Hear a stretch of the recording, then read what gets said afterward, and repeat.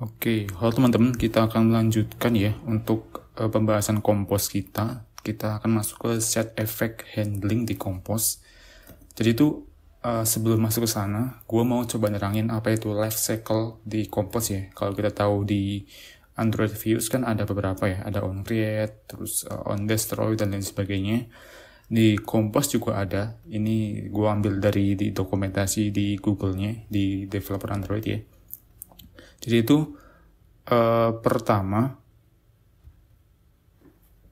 itu step pertama ya, enter the composition. Jadi itu di sini nanti kalau lu buat composable function, terus lu run di aplikasi atau di emulator lah ya, ini tuh akan masuk ke sini. Pertama kali si Compose itu nge-build UI dari fungsi composable yang udah lu bikin gitu. Kemudian kalau misalnya ada perubahan di dalamnya, misalnya lu nambahin on click atau view peristiwa lah ya, gampangnya gitu, yang mengubah state di Compose, nanti dia masuk ke recomposition. Di sini nanti dia akan ngebangun UI baru berdasarkan state yang udah berubah gitu. Kemudian di sini nanti akan leave the composition atau recomposed ya. Jadi udah selesai, nanti dia akan ngembaliin UI yang terbaru untuk si usernya, seperti itu. Ini gue contohin untuk yang life cycle ya. Pertama kali dibuat, jadi ini tuh init ya, init decomposition yang di sini. Jadi tuh gue udah bikin misalnya function counter, gue render akan hasilnya seperti ini. Ini sampai sini ya hasilnya. Kemudian ketika gue klik button ini, klik me ya, dia akan membuat sebuah teks baru di sini. Dia tuh masuk ke dalam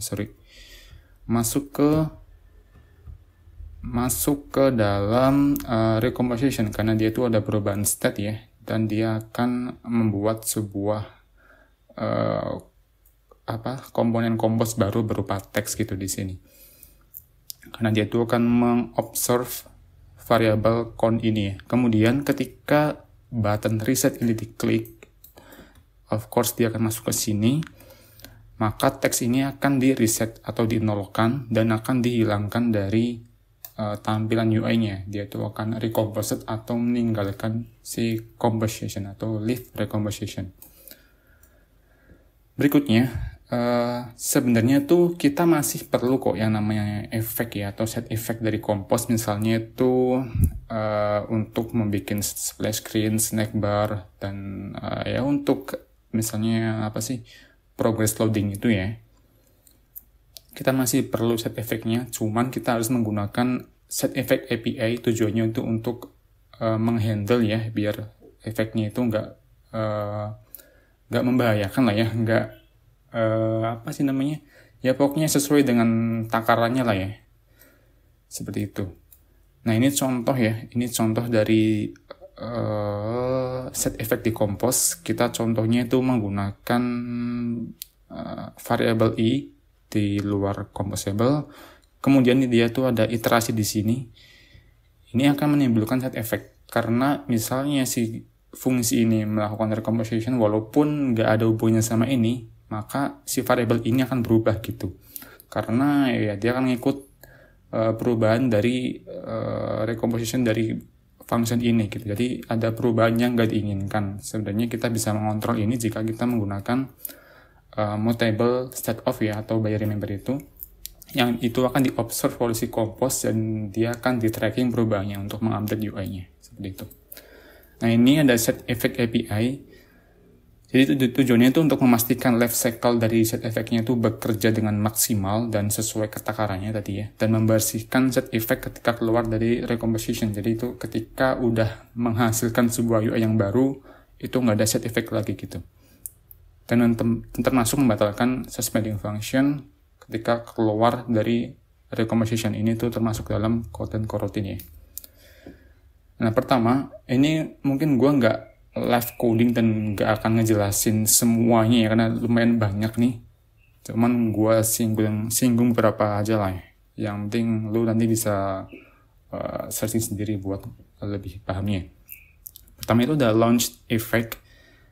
Itu digunakan sekali aja nih ketika init key atau pertama kali sebuah key itu didefinisiin. Itu merupakan bagian dari Kotlin scope dan dia itu aware sama lifecycle compose. Contohnya kalau misalnya di sini lo mau bikin splash screen dan lo bisa menggunakan launch effect ini. Jadi ketika nih is loading ini kan udah di observe sama si compose ya. Jadi ketika ininya itu berubah, maka launch effect ini akan dipanggil sekali dan akan delay selama 3 detik dan dia akan merubah is loading menjadi false dan tentunya akan masuk ke dalam screen main ini. Tapi ketika belum, dia akan loading dulu dan menampilkan splash screen-nya. Itu contoh dari launch effect. Lo bisa pakai dalam banyak hal, nggak di sini doang, kayak snack bar, kemudian ada di yang di tombol samping drawer itu ya, bisa pakai ini juga. Kemudian ada namanya remember update state, digunakan untuk menandai nilai variabel agar nggak berubah karena suatu peristiwa, misalnya itu kayak recommendation, kemudian ada on click pada button. Contohnya ketika nih lo mau bikin sebuah button dan ada on click dalamnya, kita lihat kondisi ini, code-nya itu udah di observe nanti by remember dan mutable state of. Kemudian dia tuh di wrap lagi dengan remember update state. Jadi even lo klik button on click ini, value-nya itu nggak akan nambah karena dia tuh udah dimasukin ke sini, dimasukin ke remember update state ini. Jadi value-nya kan tetap sama ya, biar lebih konsisten gitu. Ini bisa dipakai dalam banyak hal sih, cuman gue nerapinya di button ini aja biar lebih paham.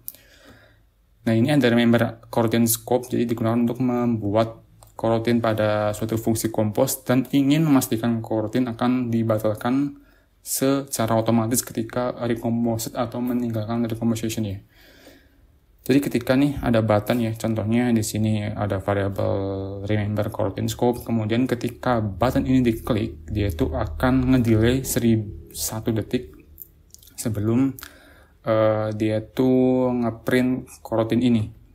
Seperti itu. Jadi itu fungsinya ketika misalnya dia udah selesai udah selesai memproses suatu metode di sini lah ya, suatu proses bisnis, misalnya panggil API, dia tuh akan langsung di cancel coroutine-nya, jadi nggak akan terjadi memory leak seperti itu.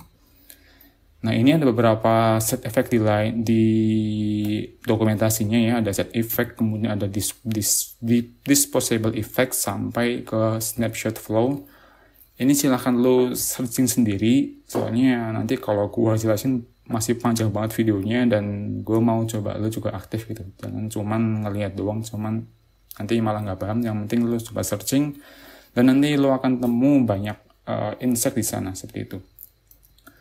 Oke, mungkin sampai sini ya video kali ini, dan video berikutnya kita akan coba implementasiin set effect API ini dalam pembuatan aplikasi menggunakan Jetpack Compose. Sampai jumpa di video berikutnya dan dadah.